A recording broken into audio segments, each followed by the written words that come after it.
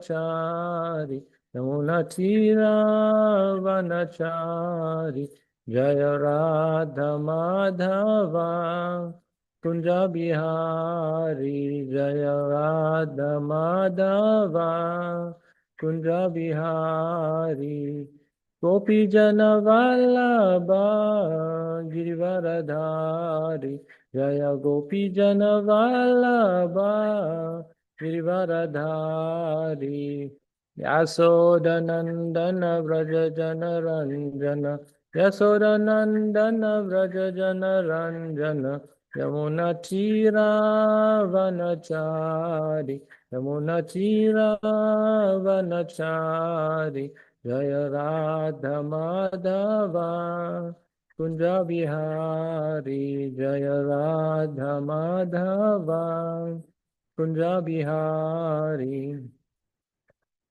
Hare Krishna, Krishna Krishna Hare Hare, Hare Rama,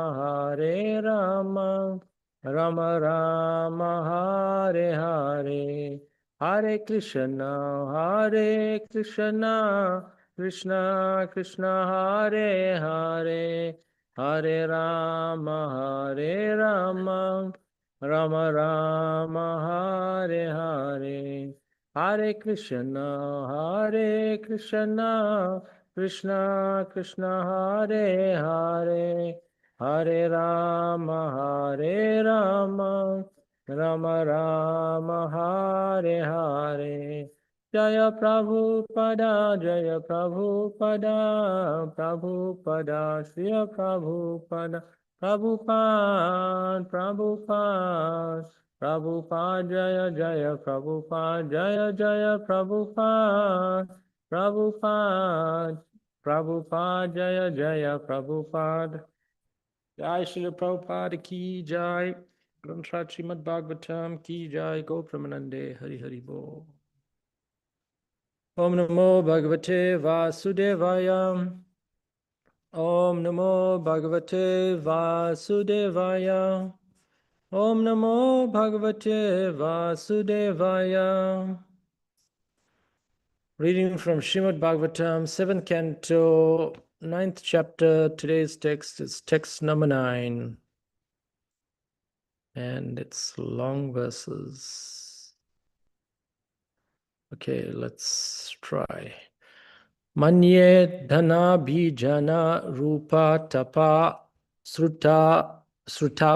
srutaujas teja prabhava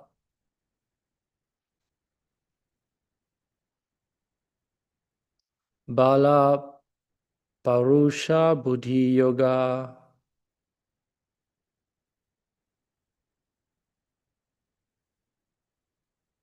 Naradhanaya hi bhavanti parasya pumso bhaktya tutosa Bhagavan gaja yuta paya manye dhana bhijana rupa tapa sutaujas teja prabhava bala parosha buddhi yoga naradhanaya hi bhavanti parasya pumso bhaktya tutosa Bhagavan gaja yuta paya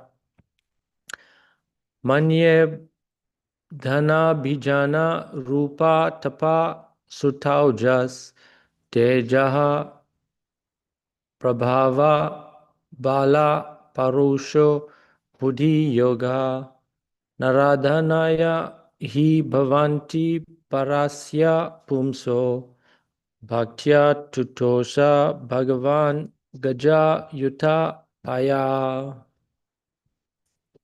Okay, if anybody knows the meter, please try. Manye dana bijana rupa tapa shrutaujas teja prabhava Okay, even if balabho you don't know it, shaburi please try. yoga naradhanaya vibhavanti parasya Hopefully everybody's still pumso here. bhaktya tutosha bhagavan gajayuta Oh, no. paya. Yes.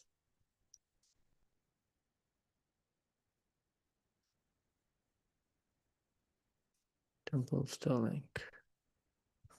Okay, nevertheless, let's do the word for word. Manye, I consider Dhana, riches, Abhijana, aristocratic family, Rupa, personal beauty, Tapa, austerity, Sruta, knowledge from studying the Vedas, Oja, sensory prowess, Teja, bodily effulgence, Prabhava, influence, Bala, bodily strength, Parusa, diligence, Buddhi, intelligence, Yoga, mystic power, Na, not, Aradhanaya, for satisfying, he indeed, Bhavanti, are, Parasya, of the transcendent, Pumsa, supreme personality of Godhead, Bhaktya, simply by devotional service,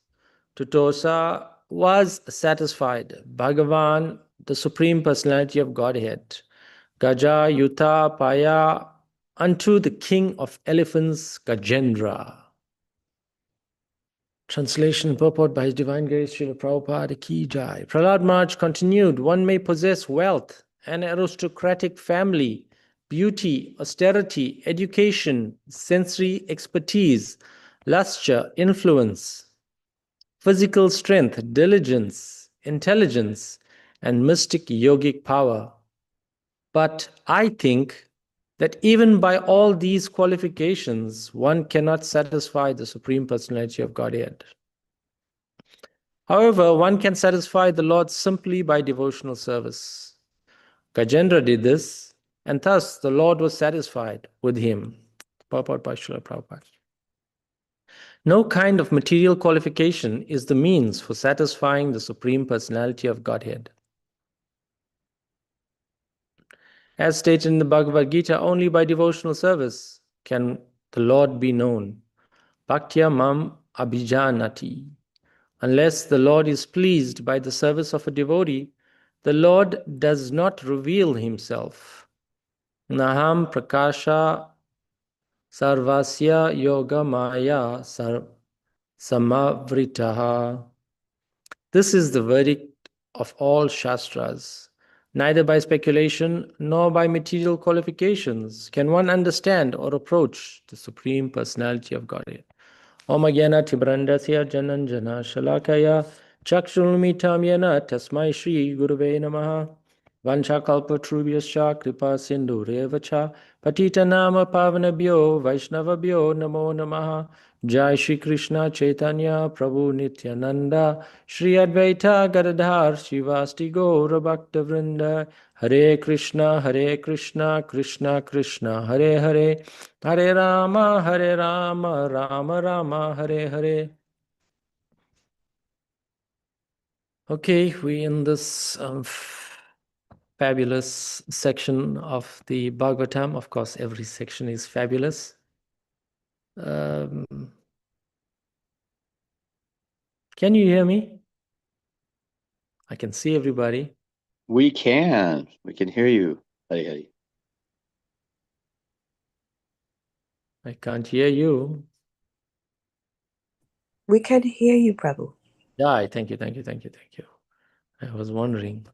There was just silence on that end.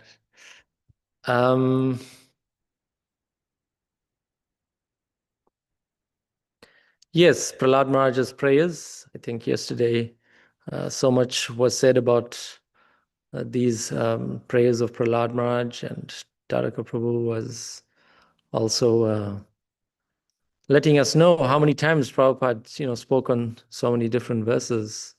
And so much of emphasis is there on Prahlad Maharaj's amazingly wonderful prayers. Yashodev Prabhu was appealing to us with all his heart to try to understand these prayers and the concept of humility. Lord Chaitanya's Trinadapi Sunichaina. We spoke about the straw in the street, how to be more humble.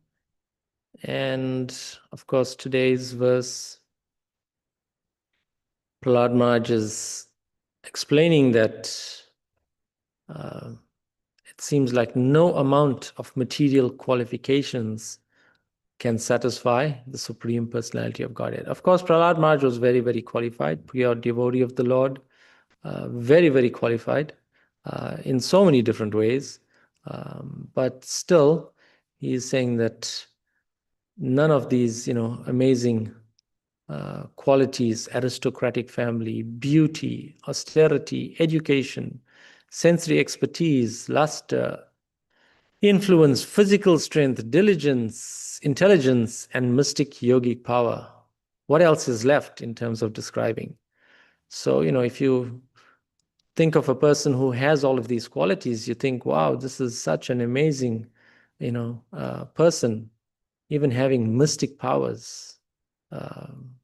Definitely, they must be favored by the Supreme Personality of Godhead. But Prahlad Maharaj is saying quite the contrary, that no amount of these material qualifications can satisfy the Supreme Personality of Godhead. However, one can satisfy the Lord simply by devotional service. And he cites the example, of course, of Gajendra.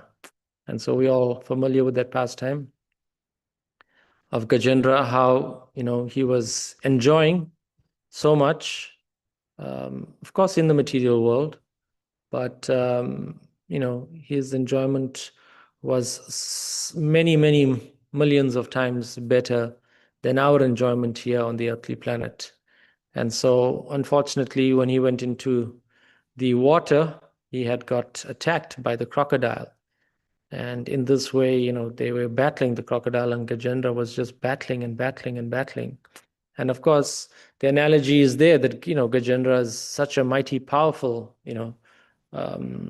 animal with, such immense power, and you think about the size of the crocodile.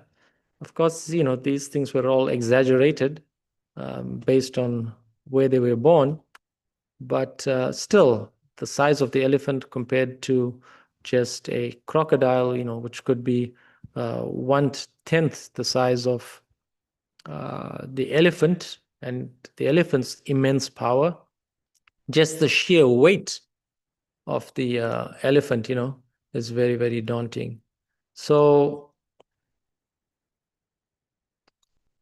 Prahlad Maharaj is giving the example that, just like how even Gajendra, even though he had superior material strength, in the time of crisis, when he was attacked by this crocodile,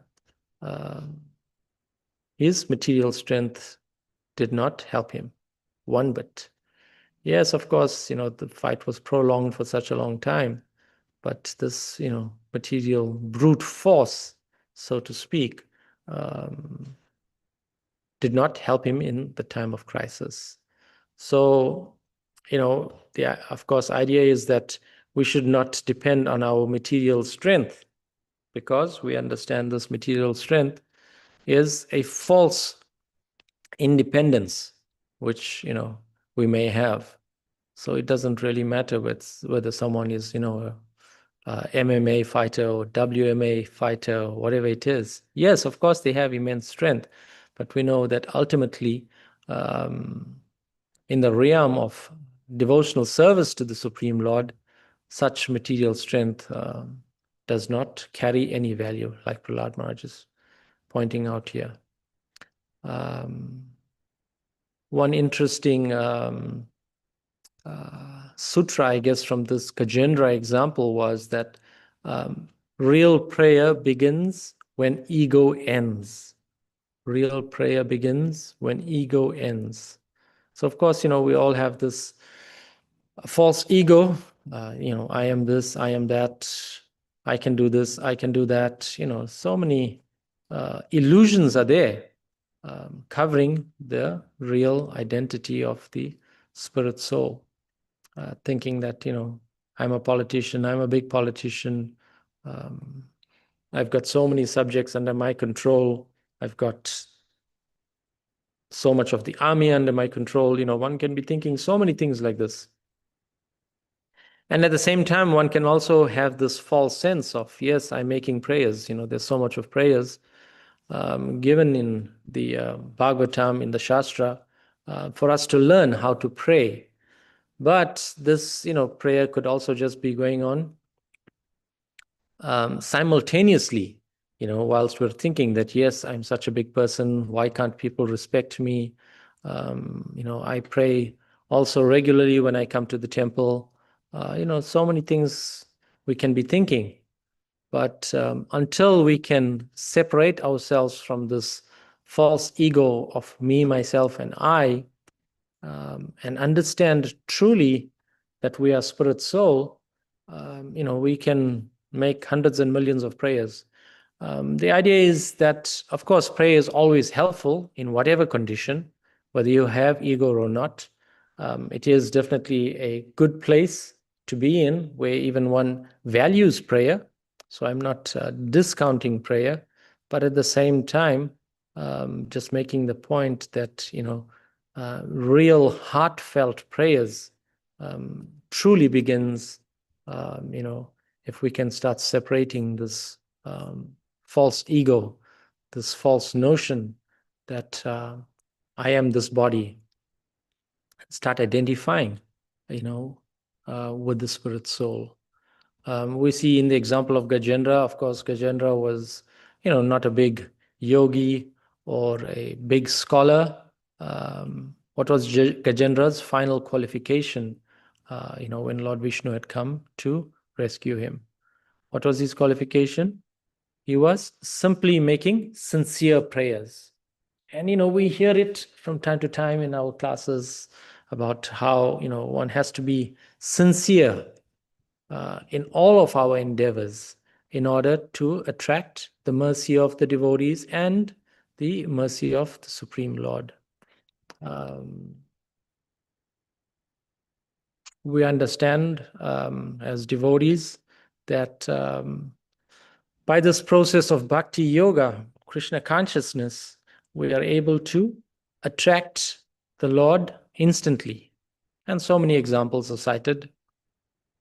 Ajmil, just calling upon the name of the Lord, was able to immediately invoke action from the Supreme Lord, just by calling out on the name of the Lord. So in this way, we see Gajendra, when he prayed sincerely, then, Lord Vishnu personally came and saved him, so that, he was able to not lose his life in that struggle with the crocodile. Of course, you can think about Gajendra, after he was rescued, how he probably felt. And of course, in this, particular example, we see Gajendra, was praying very, very sincerely. So maybe he didn't feel like that. But if we put ourselves in that situation, we'd feel humiliated. Our pride would have collapsed completely, that, I was defeated by, a smaller animal. But of course, we can understand when there's, real sincerity. This is why, we pray to Lord Nishingadev for protection. That, yes, just see in the case of Prahlad Maharaj, Lord Nishingadev had appeared from the pillar, not just swooping down from the air or on a celestial bird or something, Lord Nishingadev emerged from the pier. So when one is sincere, then we can invoke so much of the mercy of the spiritual master, mercy of the devotees, and ultimately the mercy of the Supreme Personality of Godhead.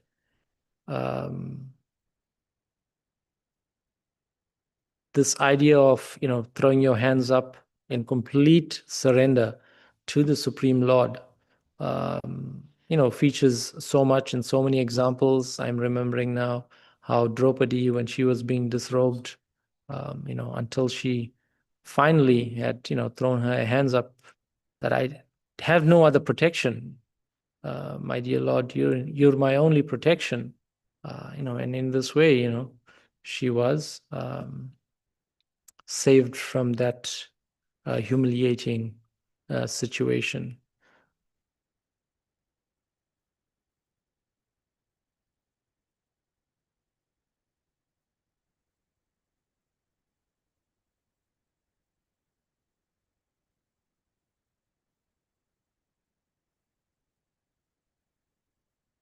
So we understand it's only by devotion that one can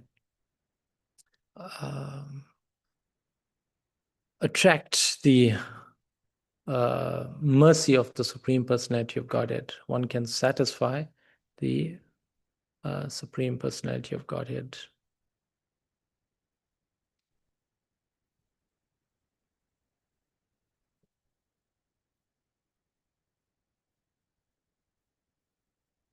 Prabhupada says, unless the Lord is pleased by the service of a devotee, the Lord does not reveal himself.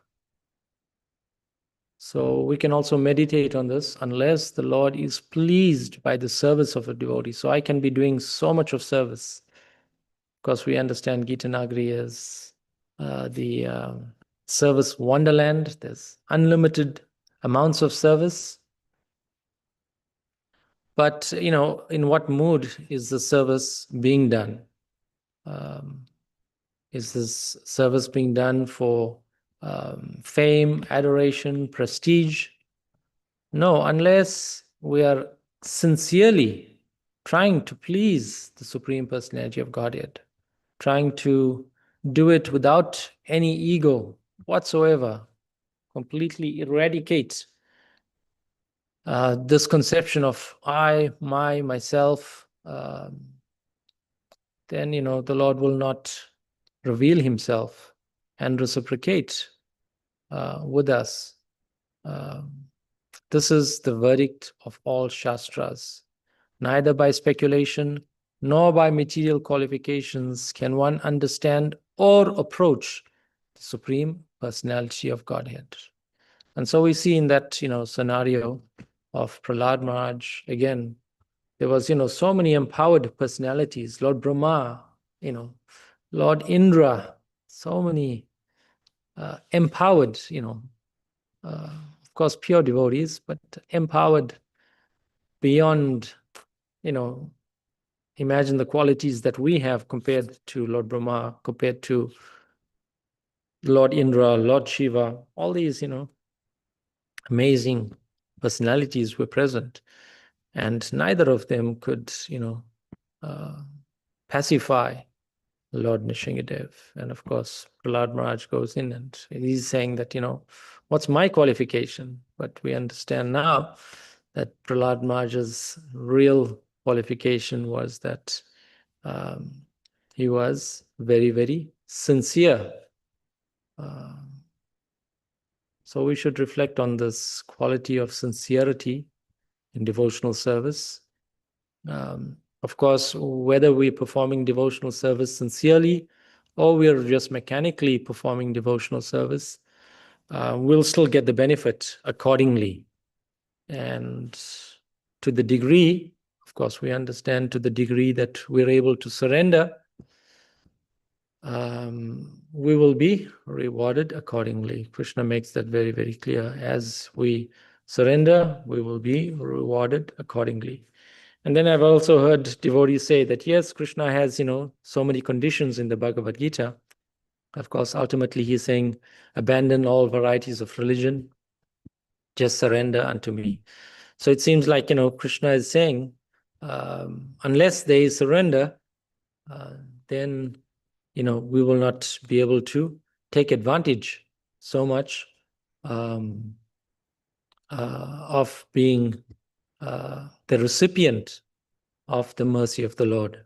And then I've also heard devotees say, well, of course, there is this incarnation, or there is this feature of the Supreme Personality of Godhead. Well, of course, it's simultaneously everything at the same time. Incarnation, feature, and also the Supreme Personality of Godhead. Sri Krishna, Swayam Bhagavan himself, coming as Lord Chaitanya and Lord Nityananda, that they were so merciful that there was no qualification. They had broken open the storehouse of nectar and was indiscriminately distributing the holy names of the Lord, giving love of Godhead indiscriminately, so that, whether one had qualification or not really didn't matter. But still, in terms of our mentality, we should not be thinking like this. This is why Lord Chaitanya gave us these, 10 prayers. And yesterday we were touching on Trinadapi Sunichena, that unless we can get to this stage of humility, surrender, ultimately it boils down to surrender. Advancement in spiritual life is, going to take a long, long time. We have this opportunity, of course, in this very lifetime, by chanting the holy names of the Lord, Hare Krishna, Krishna Krishna, Hare Hare, Hare Rama, Rama Rama, Hare Hare, that we can go back home, back to Godhead.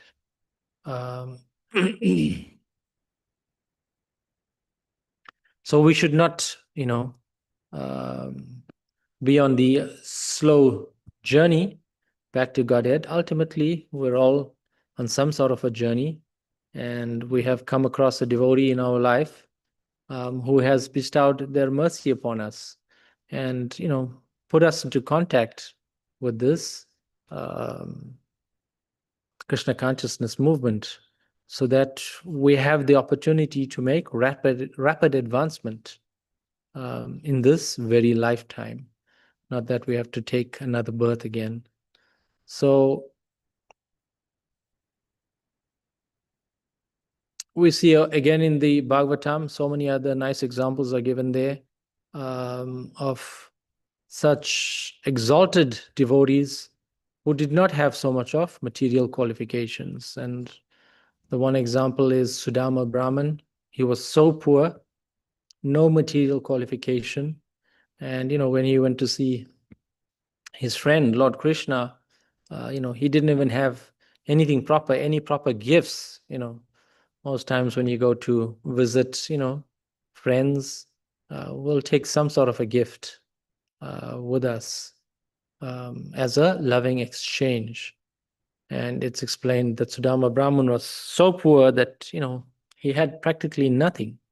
Didn't even have proper rice. Of course, we try to offer the Supreme Lord the highest quality rice, basmati rice. Sudama Brahman was so poor that he didn't even have whole grains of rice. So it's explained he took chipped rice with him. And he was very embarrassed in his humility, in his sincerity of devotion. He was actually very, very embarrassed to even offer that. But he had nothing else. And so, of course, he offered this chipped rice with so much of love and devotion that, Krishna was so excited to receive this offering with so much of love from Sudama Brahman. And we see that example that, the Lord, of course, was so pleased with Sudama Brahman that, he greatly honored him. The other example was Sabari. She was a simple forest woman, and she offered tasted berries to Lord Ramachandra in that pastime. And of course, Lord Ramachandra accepted because of her pure devotion. We see the other example is Vidura. He was, of course, not born in some aristocratic situation. But, when he hosted Krishna, he hosted him with so much of deep love. And, Krishna preferred his home over royal palaces anytime. So this was the humility and sincerity of Vidura as well. So, of course, modern day application for us, someone may have so much of money, unlimited billions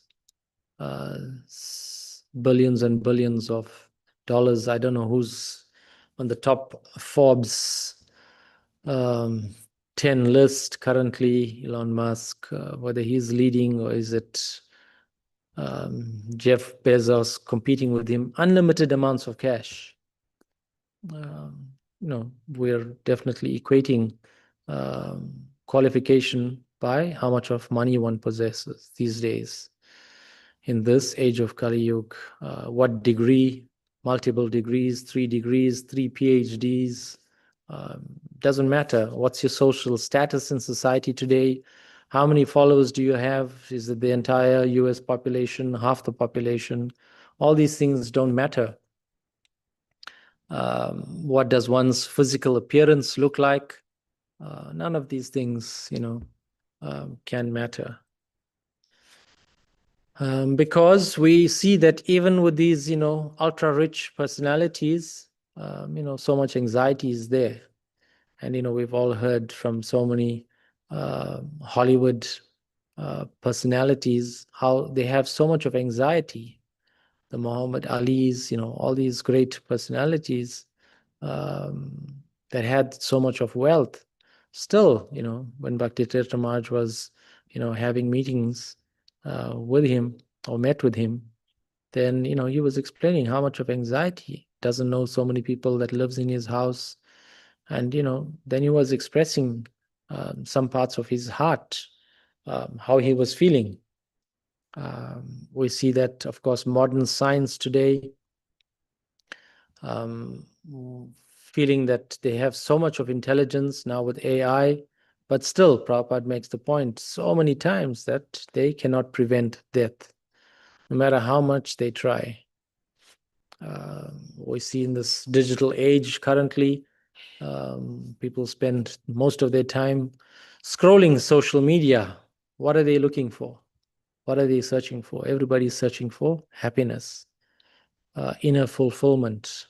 But of course, ultimately, people get frustrated because no matter how much of a great social media influencer one may be, still, this happiness, inner fulfillment is not coming. So what we need to do is we need to shift this mindset of ours from, trying to impress others. I've become so expert in dressing even the devotees. So, this mentality of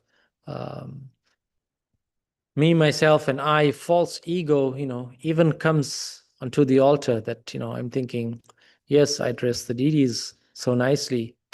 But ultimately, we understand in this process of bhakti yoga that does not matter. We can be dressing the deities for so many millions of lifetimes, still no chance of going back home, back to Godhead. Because this impressing mood of trying to impress others, we should try to understand it is connected to our false ego. And this does not help us in any way. What do we need to do? We need to be able to serve with humility. And in this way, if that becomes our mantra, sincerely, then we can be making spiritual advancement. Of course, it's not going to happen overnight. It's a process. We heard so many great devotees, in their humility,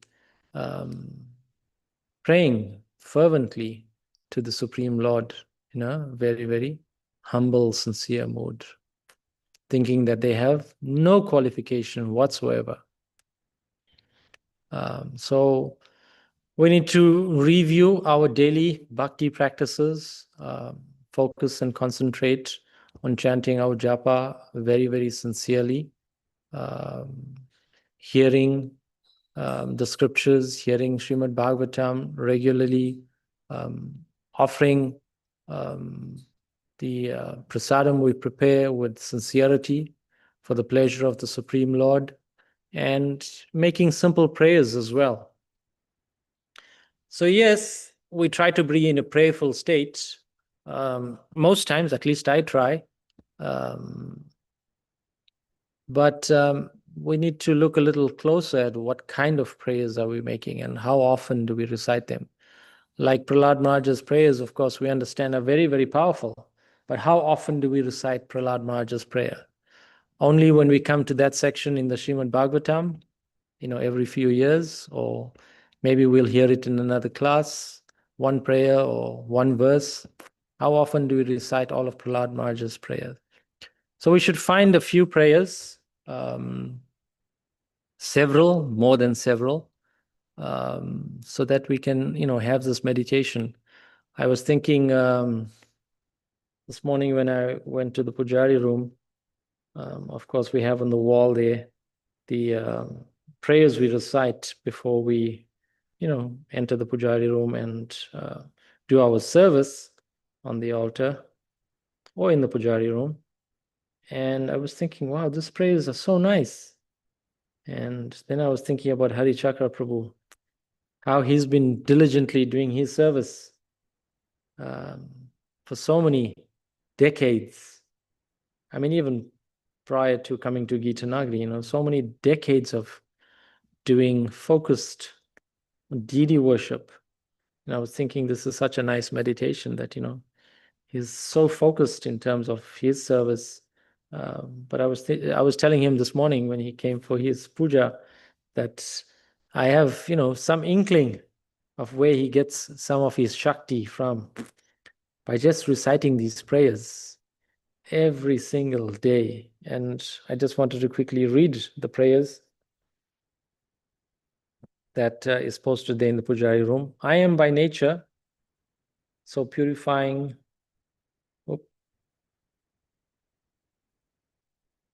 the bodily elements by identifying oneself as the eternal servant of Lord Krishna. So the prayers we recite daily is, I am by nature the eternal servant of Krishna, but by my bad fortune, I have been inimical towards him from time immemorial.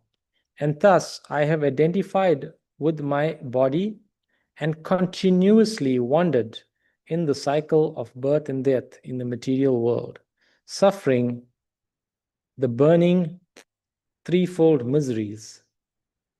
Now, as a result of some unimaginable good fortune, my spiritual master's mercy has enabled me to know that I am Krishna's eternal servant, an infinitesimal spiritual being completely apart from the gross and subtle body.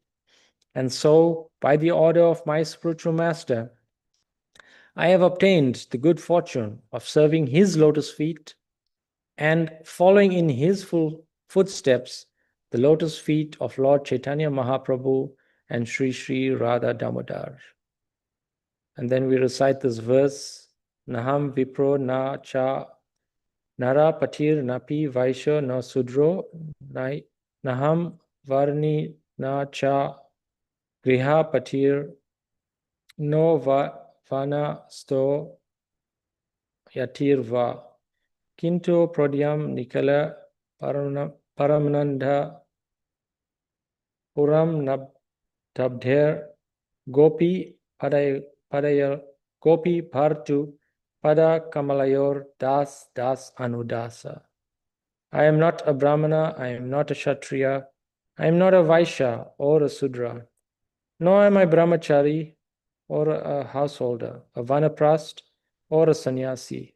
I identify myself only as the servant of the servant of the servant of the lotus feet of Lord Sri Krishna, the maintainer of the gopis.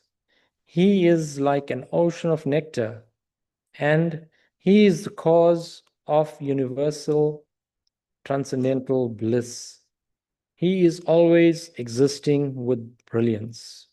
And this is quotes, I think, from the Padyavali 74. It's also quoted in the Chaitanya Charitamrita, Madhya Lila 1380. So this is such nectarian prayers, and I will try to focus a little bit more on that, regularly chanting these prayers. And so we should try to develop these nice sutras and prayers, meditations that, we can recite in a very, very heartfelt mood. And gradually, we'll find that, this layers of conditioning that we've accumulated over lifetimes, millions and billions and billions and trillions of lifetimes, can slowly start to erode. in our service attitude. So we understand that the Lord is not conquered by greatness. Alexander the Great, so many great personalities are there. He is conquered by the sincerity of devotional service. So let us try to find some service. Let us not become charged with, being glorified by the other devotees. That sometimes we see, devotees will glorify others for doing so much of service, but we all, of course, ultimately know how much of service we're really doing for the Supreme Lord. So let us engage in the devotional service of Sri Sri Radha Damodar with great sincerity. And in this way, we can start to taste the nectar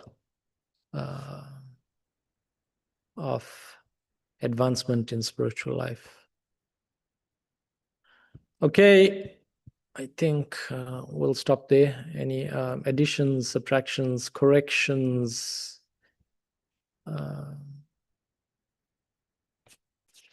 We see Hiranyakashipu, of course, he had so much of power, so much of mystic abilities, controlled all the different planetary systems. Still, he was very angry and dissatisfied. And of course, Prahlad Maharaj's devotion had agitated him to the point where he was ready to kill his own son. So this is the madness, mada, that happens in the material world. So let us try to stay in the association of devotees, practice bhakti in a very, very joyful way, and understand that bhakti is not just a ritual. Yes, it is a process, scientific process, but it is a method by which we can develop our relationship of love with the Supreme Personality of Godhead, Sri Krishna.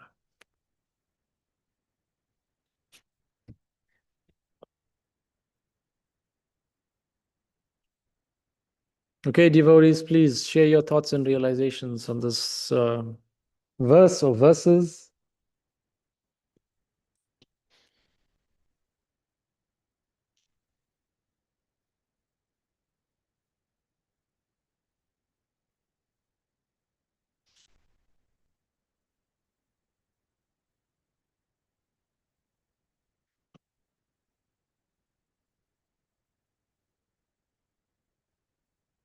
Yesterday, I think someone mentioned, or was it the other day, someone mentioned watering the root nourishes the whole tree. So we know that analogy is there. If you just pour water on the leaves and don't put any water on the root tree will eventually die.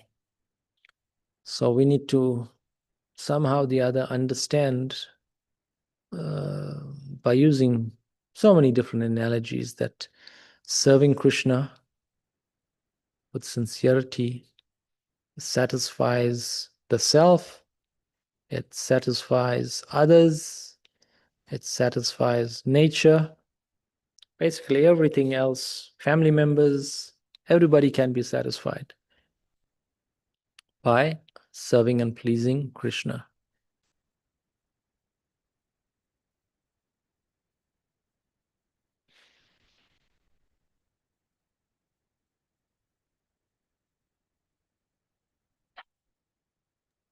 Performing devotional service attracts Krishna. Of course, we want to attract Krishna in our service, so we want to keep a friendship circle around us of, persons who uplift us, persons who accept us as we are, persons who encourage us in our practice of bhakti, not someone who is always negative, always putting us down, someone who doesn't have good things to say about other devotees. We don't want that kind of association.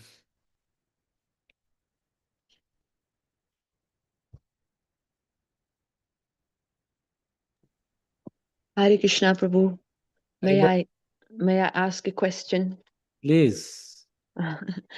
I would like to hear you and Parijata Prabhu's personal journey of surrender coming to Gita Nagari. I'd like to learn more about that because you've been here for so many years and stuck it out through thick and thin, and just want to hear your personal realization and what inspired you, and your journey being here, if you don't mind. Hare Krishna. Thank you. Well, of course, in one sense, I think I was mentioning the other day even that for all intensive purposes, we were thrown into the ocean of Gita Nagari. And of course, I didn't grow up with any swimming skills, so we didn't know how to swim. And it was a very, very sharp, steep learning curve. Of course, we have the mercy of the devotees that helped us float in this ocean of nectar. Yeah, I think, of course, I was doing an engineering job before taking up service here at Gita Nagari. So, my brain is kind of like wired with these scientific ideas and principles.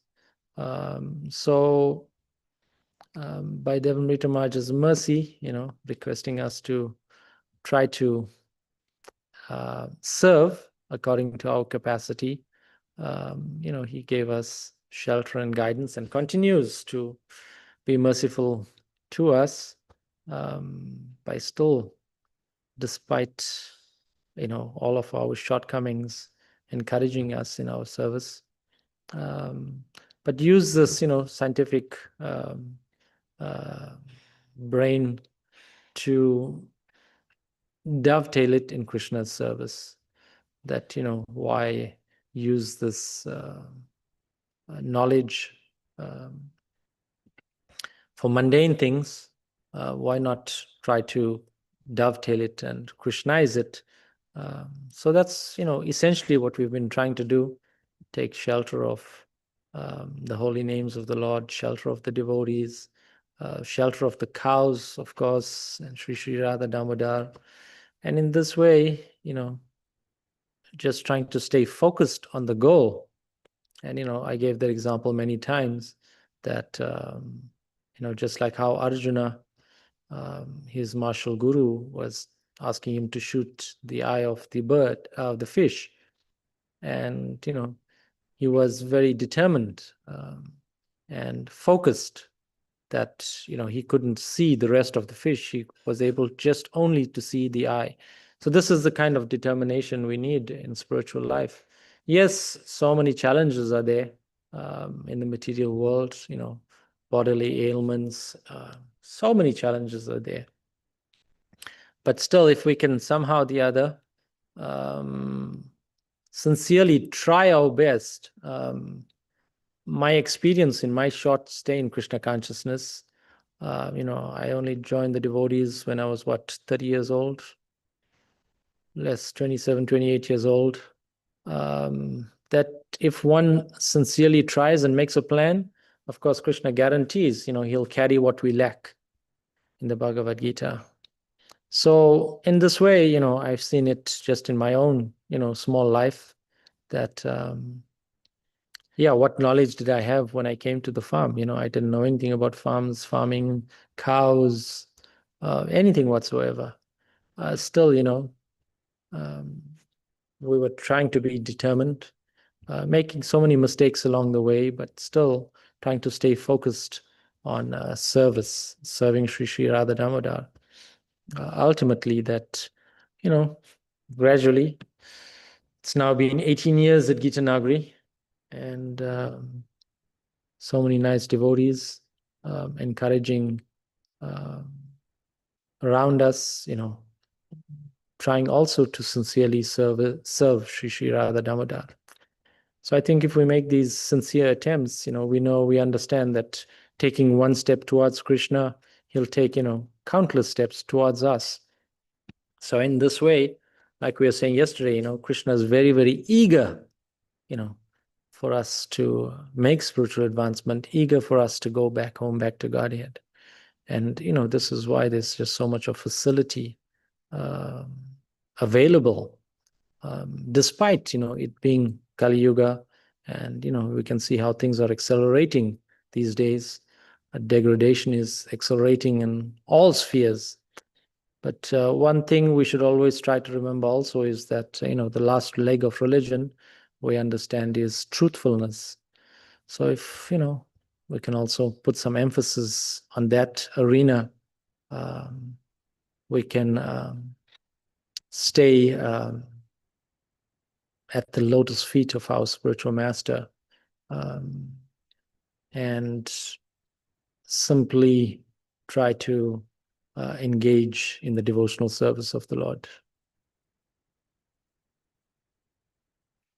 That's what I came up with. Dina Palika, please share your example. Very cool. That was such a great class, like one of the best I've heard in a long time, and I really liked your points about Gajendra and just speaking about Gajendra and his utter surrender. And it was reminding me of I heard somebody made like a sound bite or a snippet from one of Devamrita Maharaj's classes about chanting, that he was saying that it's illusion to even rely on our own strength to chant, like, oh, look at me, I can control my mind, or I can't control my mind, but that we should actually rely on Krishna for that. And that really changed the way, I was thinking about chanting. And so since it was only a snippet, I don't even know what class it's from or anything. I was wondering if you can expand on that more, like that kind of humility and bringing it into our chanting. Yes, which came first? We always have this dilemma, which, that classic saying is there, which came first, the chicken or the egg? And it's an eternal dilemma that people are always trying to choose. So in a similar way, chanting, we understand if it's done properly, if it's done sincerely, then, we can get the benefit of, vibrating Krishna on our tongue, having that ability to do it. But of course, we also understand, we're so insignificant, so full of faults, that, one can argue, am I really qualified to chant the holy name of the Lord? And so we can be in this perpetual dilemma. But my understanding at least, is that even if we have no sincerity, we should still chant. Even if we have no qualification, we should still chant. And ultimately, like Maharaj was saying, or you've mentioned now, that all of these things come from the Supreme Personality of Godhead Himself. So, not to confuse things, but I was just remembering now how Prabhupada in his Bhagavad Gita, as it is, in the introduction, Prabhupada quotes Bhagavad Gita verses.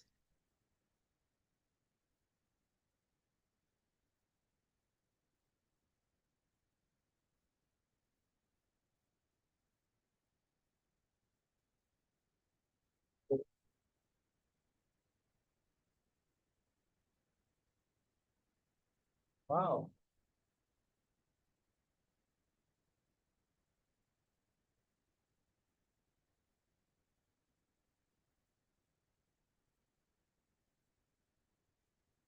Sorry. That these things are, we understand from Bhagavad Gita. What's the verse? we think ourselves the doer of activities which are in actuality carried out by the three modes of material nature.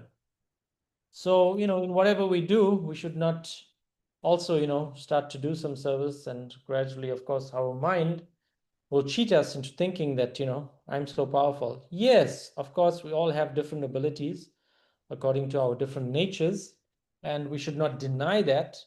But at the same time, we should understand that any ability, is ultimately coming from the source. And the source is none other than Sri Krishna. So even this chanting, this ability to chant, because, think about how many people that are, deaf and dumb. So imagine how to chant in that state of mind. So we should be grateful for the opportunity that, when we vibrate this tongue, sound is coming out. So we should express gratitude to the source, for even just that simple ability of sound coming out. And so in this way, if we analyze and, are a little thoughtful, and this is why, in the Association of Devotees, we can ask, questions, we can try to help each other. Not that I'm helping, but just help each other to reflect, on these things, because sometimes we take them for granted. This ability to speak, like we are right now, is coming from somewhere. And, we should be able to express gratitude to the source for this ability as well. So in a similar way, if we can understand that this chanting is not just ordinary, but also be grateful to Krishna for giving us this ability to chant. And so it's kind of like this, simultaneous oneness and difference, that being grateful to Krishna to be able to chant his holy names, vibrate the tongue in this way, so that we can be in Krishna consciousness. Others, if you have some points to share on that, please, some realizations in your own life that you've experienced. Hare Krishna, Prabhu, sorry if I may. Regarding her question, Dinapalika, Prabhu's question, it reminded me of the pastime of Lord Damodar stealing butter and Mother Yashoda chasing him. And then when she finally catches him and tries to bind his belly with the rope is 2 fingers too short. And Prabhupada explains the meaning of the two fingers too short is the one finger is her effort to bind him, and the other finger is Krishna finally allowing her to bind him. So, and then Prabhupada explains that, shows that, we have to make the effort, and then Krishna reciprocates. If he really sees that we're sincerely trying, because Mother Yashoda, she's, the flowers are falling from her hair, and she's sweating, and she's almost feeling like giving up, because it's just almost impossible, all the rope she's trying to bind him with. And so yeah, anyway, that was just something that came to mind. But in light of Guru Maharaj's class. Yeah, thank you for sharing that. Yeah, definitely, that's a nice example. So of course, we're so conditioned that, okay, I took to this Krishna consciousness movement, so where's the results? It's been 1 week, it's been 5 weeks, it's been 20 years, where's the results? I'm still waiting. How patient do you want me to be? So this is the natural tendency of the living entity, that we want immediate results. But like so many devotees have mentioned, this is not the mood of demanding results from Krishna, from the Supreme Personality of Godhead. There's so much that affects us in our life, so much of karma from so many millions of lifetimes, that we're carrying baggage that we're carrying with us, so much of conditioning we're carrying with us. So who knows? So ultimately, if you've exhausted trying, we should be like me then, waiting for results, exhausted, waiting for results. How about just giving one lifetime for Krishna?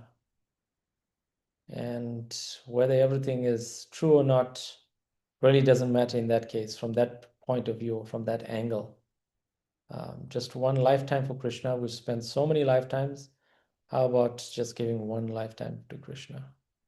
And if it's all true, what they say in the Vedas, what the Bhagavatam says, then great. And if it's not true, okay, I'll continue my nonsense in my next life. No problem. So in this way, somehow or the other, our minds, give us so many good reasons, and it also simultaneously gives us so many bad reasons to make spiritual advancement. So according to, our inquisitive minds, we need to be able to work with our mind to make it our best friend. And I think, all of us here this morning can testify that it'll be very, very difficult, even though, we may have, our journey is very short to date in Krishna consciousness. I think it's very difficult to deny that there is something going on that we cannot deny. There must be something to this Krishna consciousness.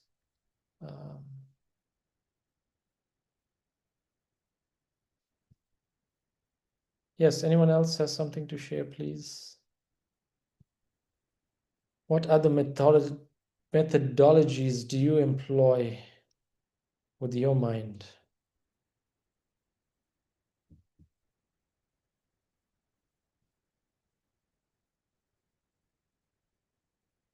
Some secrets, some tips that may help me in my Krishna consciousness, in my journey.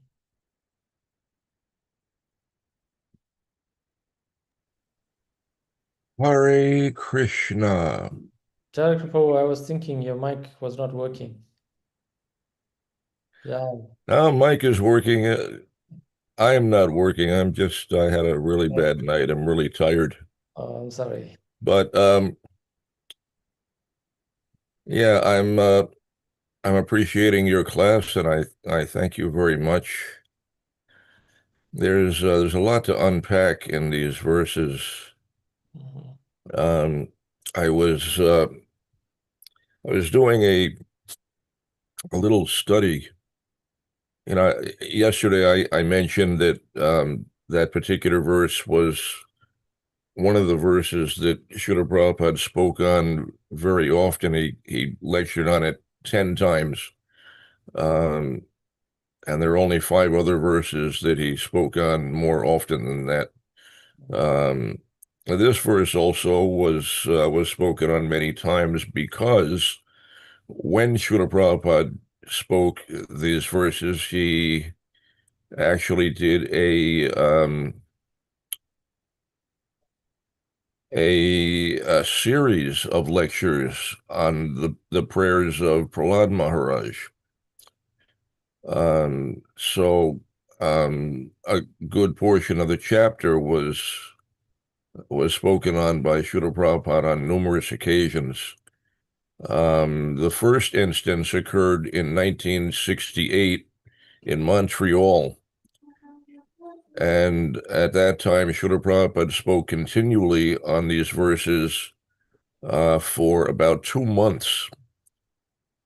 During that time, he gave classes on each verse more than one time.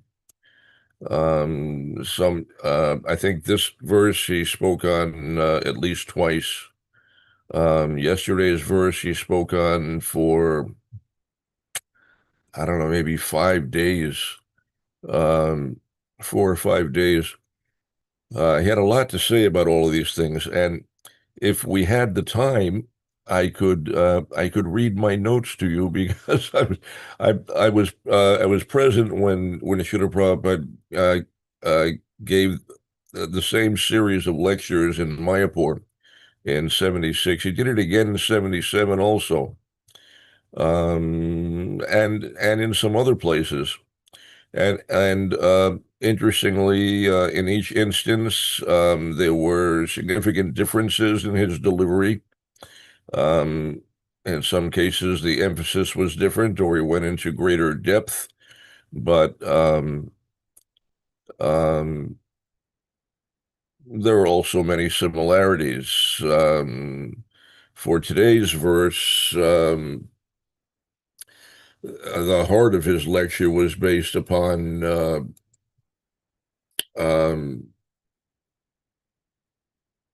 or early on in his lectures, he quoted Bhagavad Gita, chapter 18, text 55, Bhakti Mama Vijanati Yavanyasyasmi Tatpataha Tatomam Tatvadogyat Vavishate Taranantaram, that one can understand me as I am, as the Supreme Personality of Godhead, only by devotional service. And when one is in full consciousness of me by such devotion, he can enter into the kingdom of God. So he spoke about that, but also many other topics. And in both instances, he also quoted Anyabhidashita Shunyam and Savrupadi Vinirmuktam, talking about what constitutes pure devotional service. And so he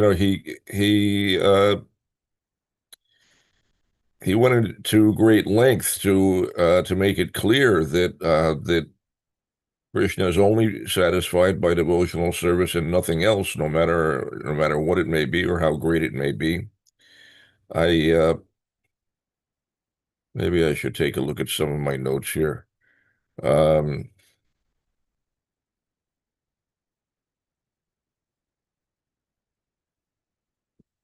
Says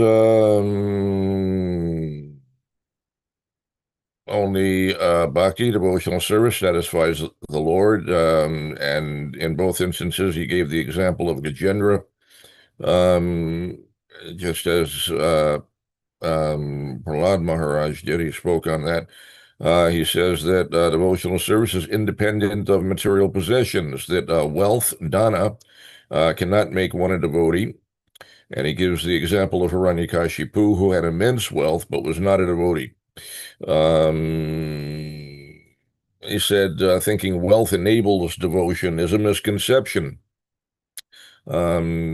Sometimes even devotees think that, if I had greater wealth, I could utilize that for devotional service in so many ways. But Srila Prabhupada said that it's a misconception.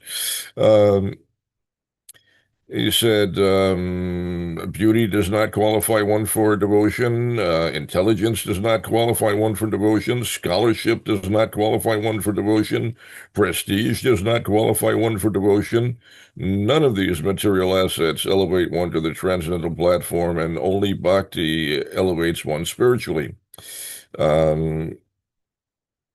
And it was at this point in the 76 lecture that he quoted Bhagavad Gita, Bhakti Mama Vijanati.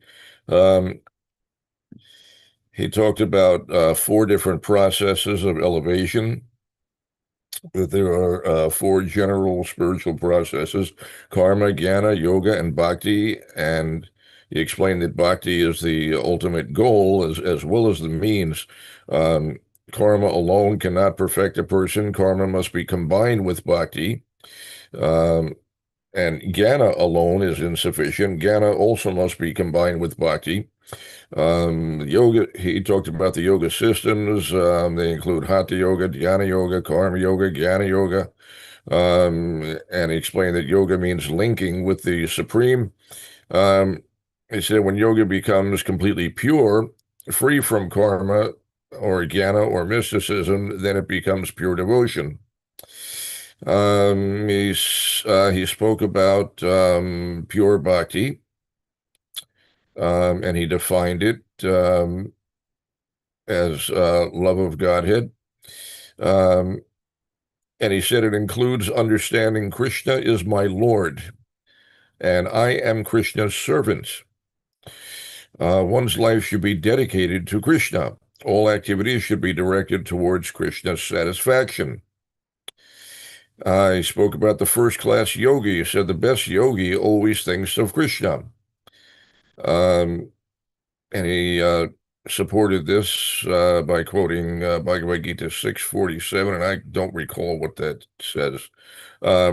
He said chanting Hare Krishna is an example of thinking of Krishna. He said devotees who chant are first-class yogis. Prahlad Maharaj is an example of a first-class yogi. He was always thinking of Krishna or Narayan. He was fearless despite his father's punishments. He did an analysis of material qualifications, based upon the verse. Spoke about wealth and aristocracy, that wealth cannot purchase God. Aristocratic birth, abhijnana, is not helpful spiritually. Abhijnana means high family connections. He gave the example of Rupa Goswami, who held a high government post. He had elite associations with powerful people. He renounced all such connections. He considered them insignificant. Tuchavat. He spoke about the principle of parampara. He covered a lot of material in the 76 lecture, many different topics. Parampara, he said, teachings by dint of the principle of parampara, teachings remain consistent across time. He says that Prahlad Maharaj taught this millions of years ago.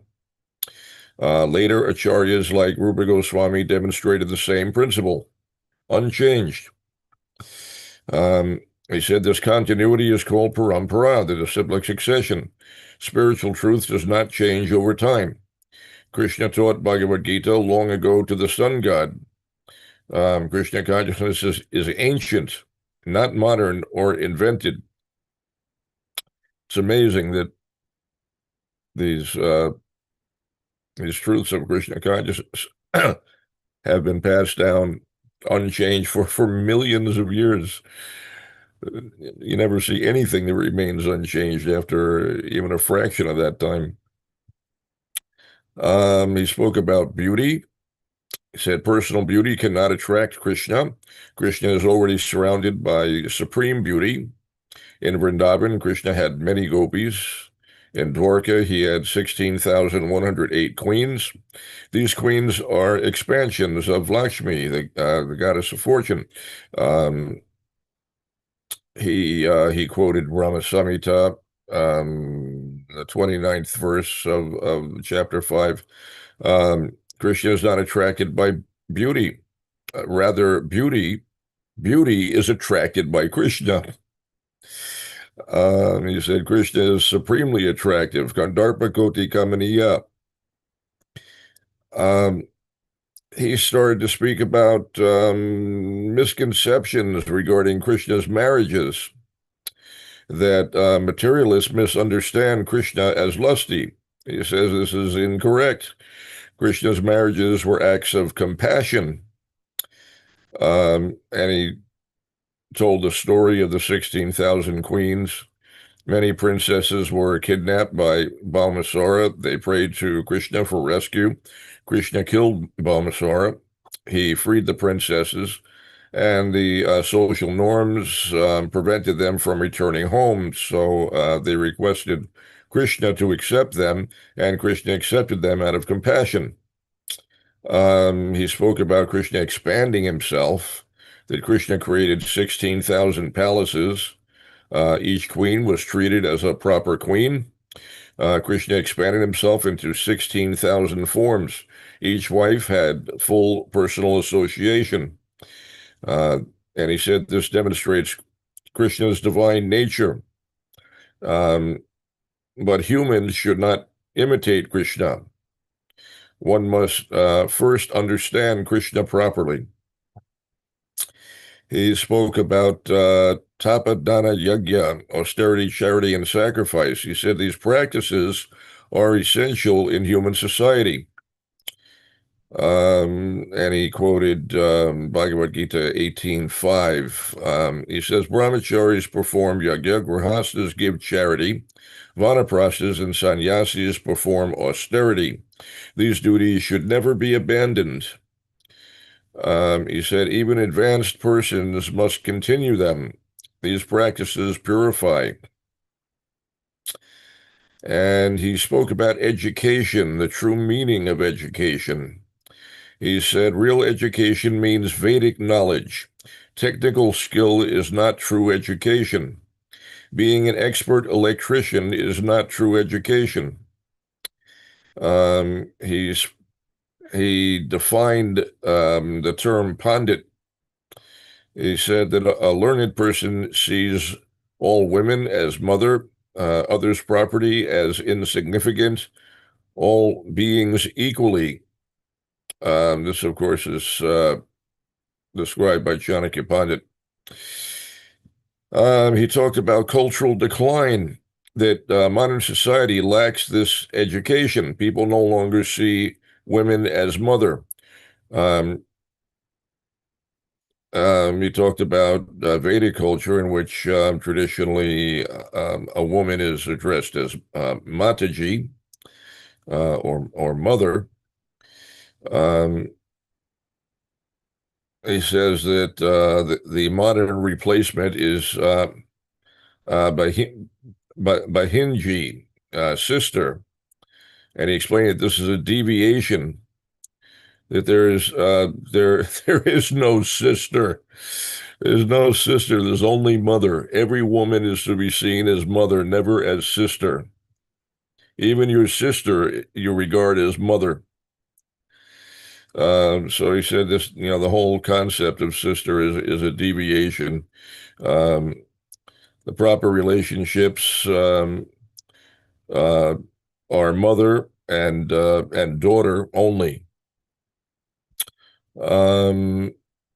He spoke about strength and influence and power, Teja, Bala, and Prabhava. He said Kshatriyas must have strength and courage. A Kshatriya protects others immediately. And he gave the example of Parikshit Maharaj protecting a cow.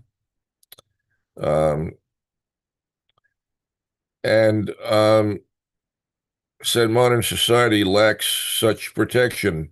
People ignore violence. He said this indicates lack of proper social structure. Society lacks true brahmanas, kshatriyas, and vaishyas. He says the present age is dominated by shudras. Society, he said, cannot function properly under shudra leadership. Said the government must be powerful to maintain order. Past kings maintained theft-free societies, no thievery. Modern governments fail to provide security. And then he talked about misuse of power.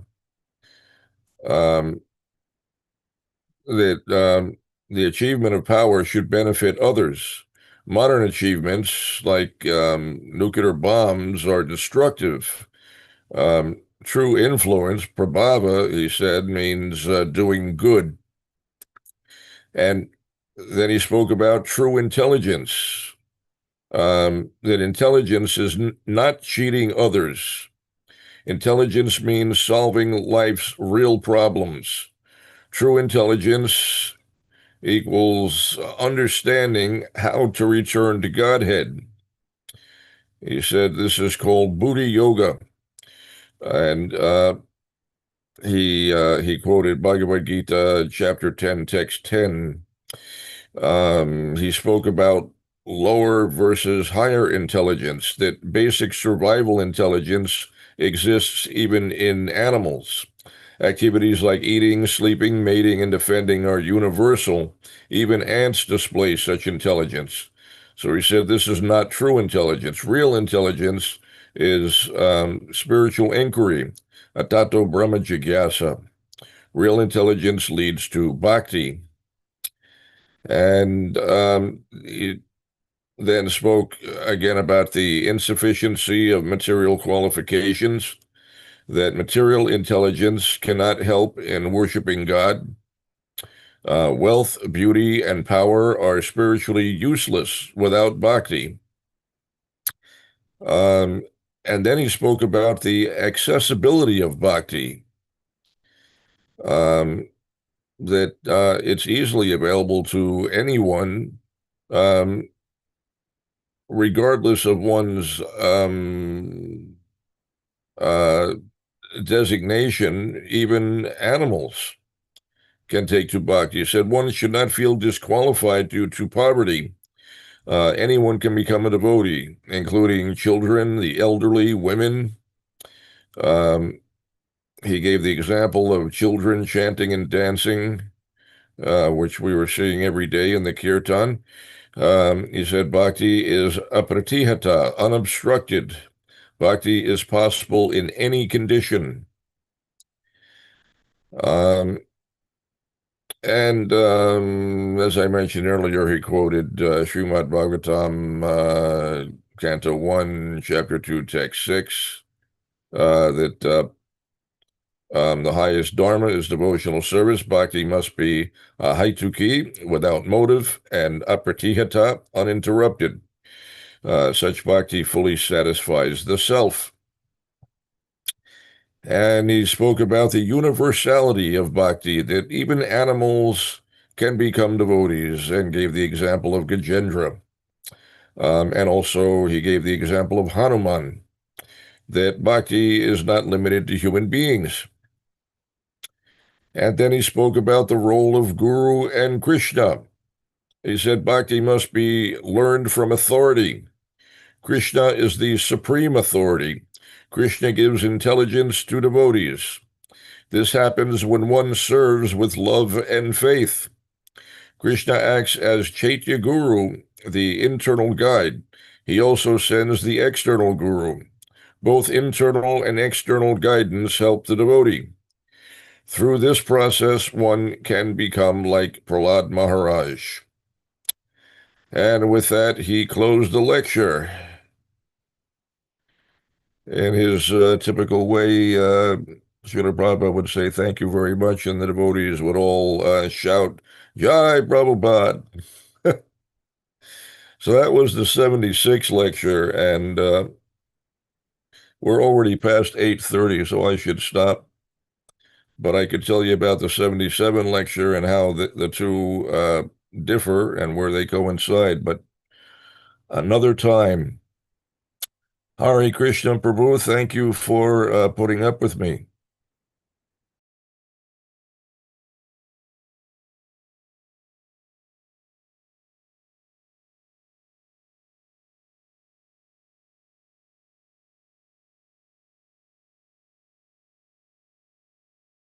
Thank you so much, Prabhu.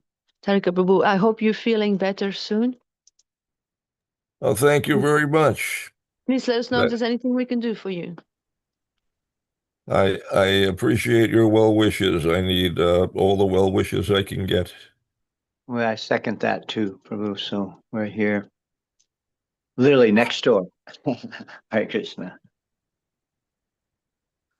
Thank you. Thank you very much. Hare Krishna, Prabhu. Hare Bol. Hare Krishna.